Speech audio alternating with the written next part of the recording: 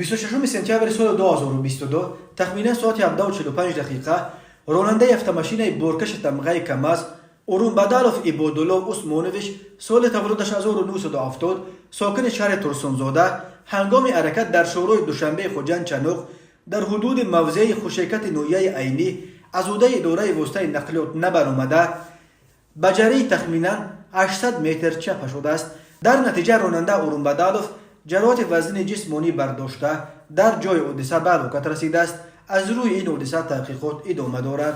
ба шӯъбаи вазорати корҳои дохилаи яке дар ноҳияи Сино бо аризаи марди 37-солаи сокини шаҳри Душанбе муроҷиат намудааст ки марди 42-солаи сокини пойтахт бо рӯи фиреб ба боварияш даромада аз ӯ як адад автомашинаи тамғаи ВАЗ 21015 ва як адад автомашинаи тамғаи Toyota Corolla-ро ба маблағи 95 000 сомонӣ нарх гузорӣ карда гирифта ваъда додааст ки маблағро дар муддати кӯтоҳ бармегардонад, аммо ваъдаашро то ҳол иҷро накардааст.